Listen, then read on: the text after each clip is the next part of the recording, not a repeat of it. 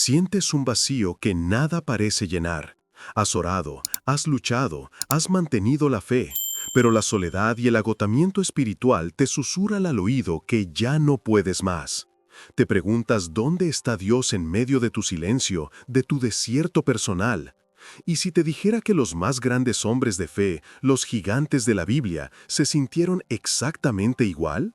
¿Y si te revelara que el momento más oscuro de tu vida podría ser el preludio del encuentro más poderoso que jamás tendrás con el Creador?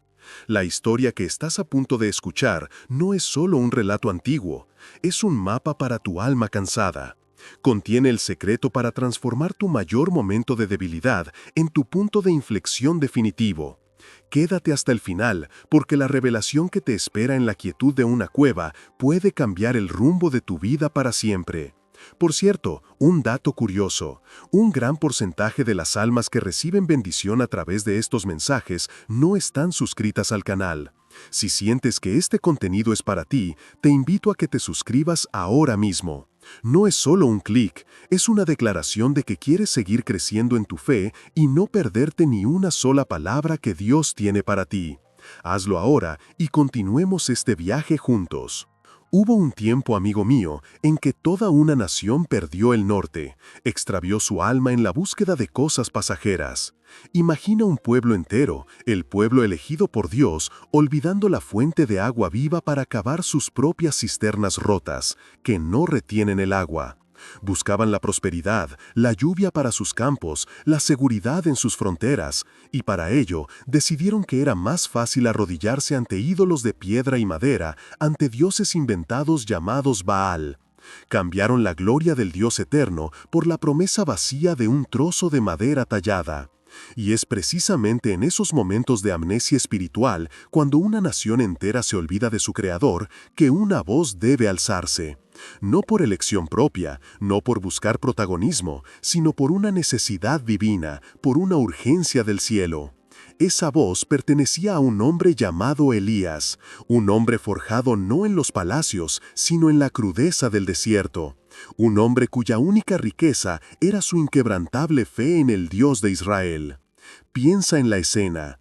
El sol de Samaria cae a plomo sobre los muros del palacio. El aire no solo es caliente, es denso, cargado de una tensión que casi se puede cortar con un cuchillo. Por todas partes, los símbolos de Baal, ese dios fenicio de la tormenta, eclipsan cualquier recuerdo del verdadero Dios. En un balcón, observando la escena con aire de superioridad, están el rey Acab y su reina Jezabel. Ella, la viva imagen de la confianza y el poder terrenal. Él, un hombre inquieto, un títere en manos de su esposa y de sus propios deseos. Y de repente, de entre la multitud bulliciosa del mercado, emerge una figura que no encaja. No lleva túnicas de lino fino ni joyas, viste un manto áspero de pelo de camello, ceñido con un simple cinto de cuero. Es Elías. Su rostro, curtido por el sol y el viento, y su mirada, que parece cargar con el peso del cielo y la tierra, imponen un silencio inmediato. Camina con un propósito que parece abrirse paso entre la gente como si fuera el mismo mar rojo. No se detiene hasta llegar justo debajo del balcón real y sus ojos se clavan en los del rey Acab. En ese instante, todo el ruido de la ciudad se apaga. La voz de Elías resuena en la plaza, no como un grito, sino con la autoridad de un trueno que anuncia una tormenta inevitable. Y pronuncia las palabras que sellarían el destino de la nación por los siguientes años. Vive el Señor, Dios de Israel, en cuya presencia estoy, que no habrá en estos años rocío ni lluvia, sino por mi palabra. ¿Te das cuenta del poder de esa declaración? No fue una sugerencia, no fue una petición. Fue un decreto basado en su comunión con Dios, una manifestación de la palabra divina a través de un hombre. Jezabel, desde su balcón, esboza una sonrisa fría llena de desdén. Para ella, este hombre no es más que un fanático insignificante. Pero Acab palidece. Sabe, en el fondo de su alma, que la osadía de aquel hombre es una afrenta directa no solo a su poder real, sino a los dioses que ha elegido adorar. La verdad, cuando se pronuncia con la convicción que nace de la fe, siempre suena como una declaración de guerra para aquellos que viven en la mentira. Elías no vino a debatir teología, vino a presentar la consecuencia de sus actos. Y con esa sola frase se convirtió en un hombre marcado, en un fugitivo por la misma fe que profesaba con tanta vehemencia. Sin esperar respuesta, se da la vuelta y se desvanece entre la multitud, dejando atrás a un rey humillado y a una reina cuya ira apenas comenzaba a encenderse. Y aquí viene una de las primeras y más profundas lecciones que debemos aprender en nuestro propio camino de fe. Justo después de una gran declaración, después de un acto de valentía espiritual, lo que suele seguir no es el aplauso ni la victoria, sino el silencio, la soledad. Dios llevó a Elías a un lugar escondido, junto al arroyo de Kerit. Es en el escondite, lejos de las miradas, lejos de las amenazas y también lejos de los elogios, donde el carácter se forja de verdad. Imagina a Elías solo en un paraje árido y rocoso. El lecho del río ya empezaba a secarse, un recordatorio constante de la sequía que él mismo había profetizado. El silencio era su única compañía, roto solo por el silbido del viento entre las rocas. Este es un tiempo de dependencia radical, un tiempo para aprender no a dar, sino a recibir.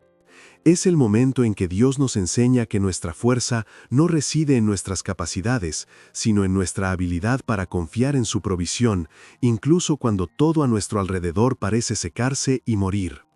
Es en esos momentos donde la esperanza se convierte en el aire que respiramos. ¿Cuántas veces, en nuestros propios desiertos personales, cuando sentimos que los recursos se agotan, que el arroyo de nuestras finanzas, de nuestra salud o de nuestras relaciones se está secando, esperamos una intervención espectacular, un milagro ruidoso y evidente para todos? Anhelamos que los cielos se abran con estruendo. Pero fíjate en cómo actuó Dios con Elías. No envió un ejército de ángeles, no hizo que lloviera maná del cielo. Envió cuervos, pájaros considerados impuros por la ley, llevando pan y carne en sus picos. Cada mañana y cada tarde, el sonido de las alas rasgando el aire era la señal de que la provisión divina estaba en camino. Elías simplemente tenía que sentarse, esperar y recibir. La lección aquí no es sobre su poder para comandar a la naturaleza, sino sobre su humildad para ser servido por ella, para aceptar la ayuda de las fuentes más improbables. Dios nos enseña en el escondite que su ayuda a menudo viene envuelta en lo cotidiano, en lo inesperado. Un amigo que te llama justo cuando lo necesitas, una idea que surge de la nada, una oportunidad que parece pequeña, pero que es exactamente lo que te sostiene. La provisión de Dios a menudo usa las alas de lo improbable y solo una fe atenta puede reconocer el milagro. Elías estaba aprendiendo a vivir un día a la vez, dependiendo enteramente de la palabra divina que lo había llevado a ese lugar.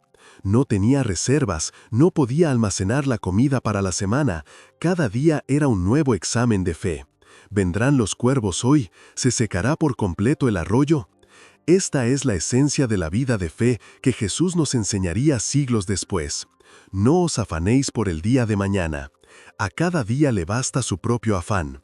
En la soledad de Kerit, Elías fue despojado de todo orgullo, de toda autosuficiencia.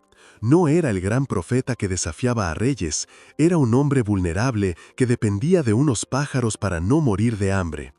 Y en esa vulnerabilidad, su relación con Dios se hizo más profunda, más real.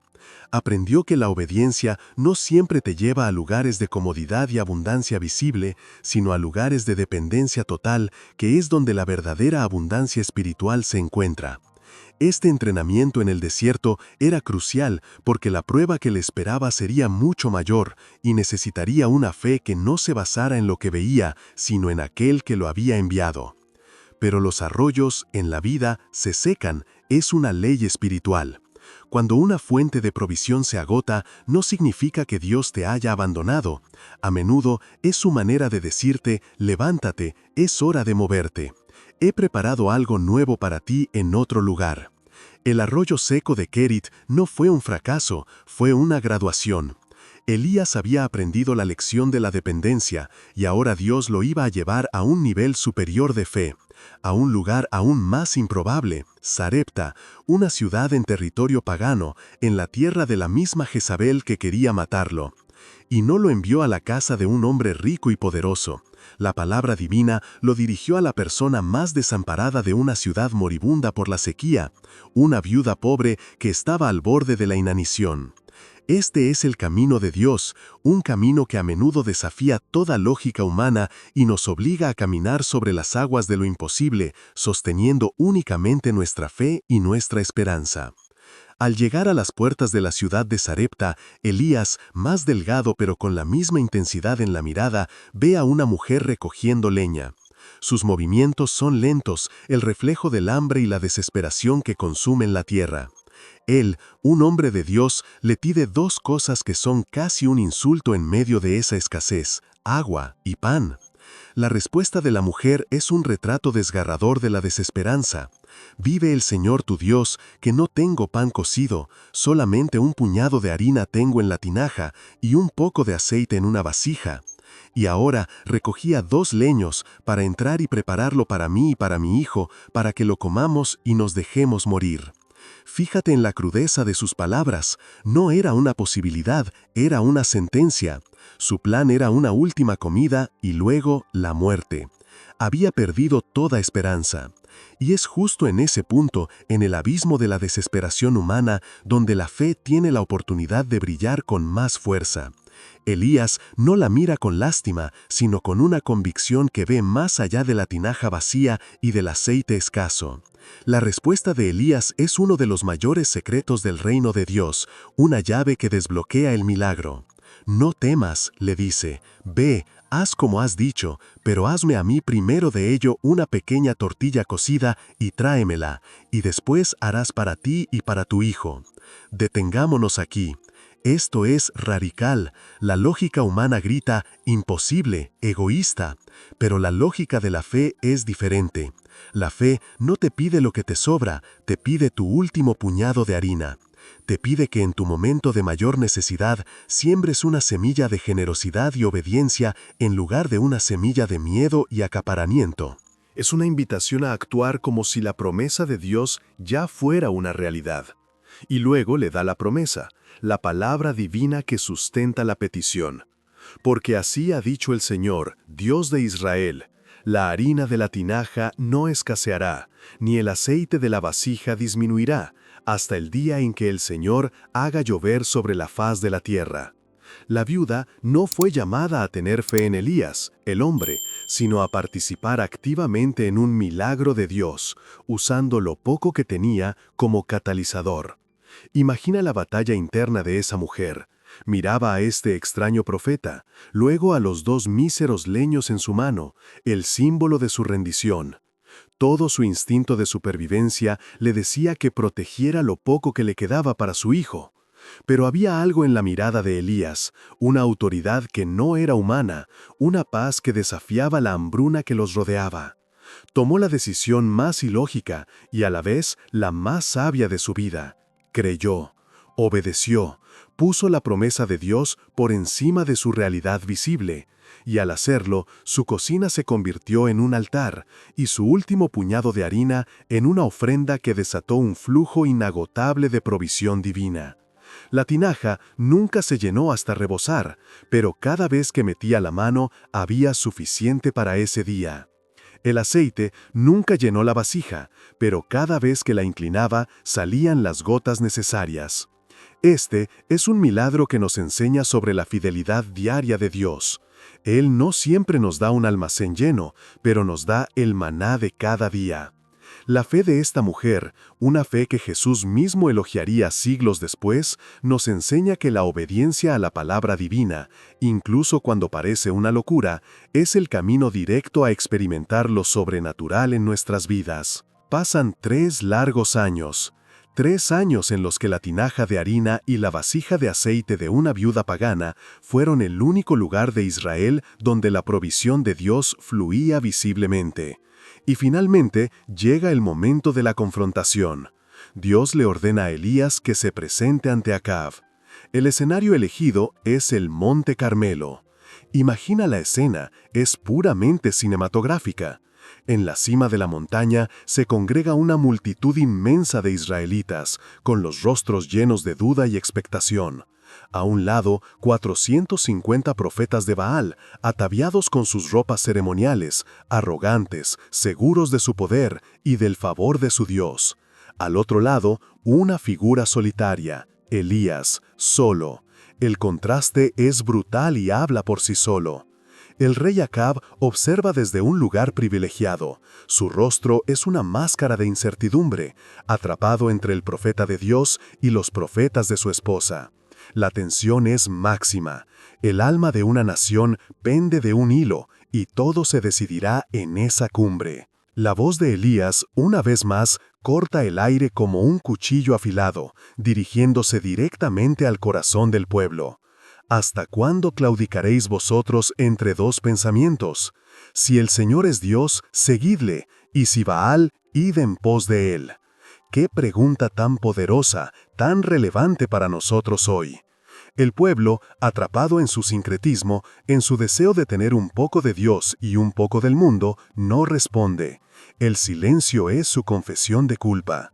Entonces, Elías lanza el desafío, una prueba irrefutable y definitiva. Yo solo he quedado profeta del Señor, mas de los profetas de Baal hay 450 hombres. Dense pues 2 bueyes, y escojan ellos uno, y córtenlo en pedazos, y pónganlo sobre leña, pero no pongan fuego debajo. Y yo prepararé el otro buey, y lo pondré sobre leña, y ningún fuego pondré debajo. Invocad luego vosotros el nombre de vuestros dioses, y yo invocaré el nombre del Señor. Y el Dios que respondiere por medio de fuego, ese sea Dios. La propuesta era justa, dramática y final. La multitud, sedienta de un espectáculo, de una señal clara, aprueba el desafío. La fe de Elías lo había llevado a poner a Dios en una situación en la que él tenía que manifestarse o quedar en evidencia. Eso es audacia. Comienza el espectáculo de los profetas de Baal. Durante horas, desde la mañana hasta el mediodía, danzan, gritan, claman a su Dios. El sol cae implacable sobre ellos, mientras entran en un frenesí cada vez mayor. «Baal, respóndenos, Baal, respóndenos», gritan al unísono, con una desesperación creciente. Pero no hay voz, ni quien responda. El cielo permanece impasible, de un azul cruel y silencioso. El único sonido es el de sus propios gritos y el de sus cuerpos golpeando el suelo. Llegan al punto de hacerse cortes con cuchillos y lancetas, según su costumbre, hasta chorrear la sangre sobre ellos. Creen que su sacrificio, su esfuerzo, su dolor pueden forzar una respuesta divina. Aquí vemos el retrato perfecto de la religión humana, un intento desesperado por llamar la atención de un Dios sordo a través del ruido, la performance y la autoflagelación. Es el sonido de la ansiedad espiritual, la creencia de que si nos esforzamos más, si gritamos más fuerte, si nos sacrificamos más, finalmente mereceremos ser escuchados. Y entonces, en medio de ese caos, Elías les añade una dosis de ironía divina, un toque de humor sagrado que expone lo absurdo de su idolatría. Gritad en alta voz, porque Dios es, quizá está meditando, o tiene algún trabajo, o va de camino, tal vez duerme, y hay que despertarle. La burla de Elías no es gratuita, es una herramienta teológica para mostrar al pueblo la impotencia de sus ídolos. Sus palabras azotan a los profetas, que se vuelven aún más salvajes en sus rituales, pero el resultado es el mismo, un silencio atronador desde los cielos. Mi amigo, ¿cuántas veces en nuestra vida cristiana actuamos como los profetas de Baal? Pensamos que la intensidad de nuestras oraciones, la cantidad de nuestras lágrimas o la perfección de nuestros rituales son las que mueven la mano de Dios. Nos agotamos en un esfuerzo humano, tratando de impresionar a un Dios que no necesita ser impresionado, sino simplemente creído. La lección del Carmelo es clara. El sagrado no responde al ruido de nuestra ansiedad, sino a la quietud de nuestra fe. La verdadera conexión con Dios no se encuentra en el frenesí, sino en la confianza serena. Cuando el sol comienza a declinar, los profetas de Baal, exhaustos, humillados y cubiertos de sangre y polvo, se rinden. El silencio por fin regresa a la montaña. Es el turno de Elías, y su actitud es completamente opuesta. No hay prisa, no hay ansiedad. Con calma y deliberación se acerca al altar del Señor, que estaba en ruinas. Toma 12 piedras, una por cada tribu de Israel, y con sus propias manos reconstruye lo que estaba roto. Este es un acto profético poderoso. Antes de que el fuego de Dios pueda caer, el altar de la adoración debe ser restaurado. Luego, cava una zanja alrededor, prepara la leña, coloca el sacrificio sobre ella y hace algo que desafía toda lógica. Pide que traigan 4 cántaros de agua y la derramen sobre el holocausto y la leña. Y no una, sino 3 veces. El agua, el recurso más preciado en 3 años de sequía, empapa la leña, el sacrificio y llena la zanja.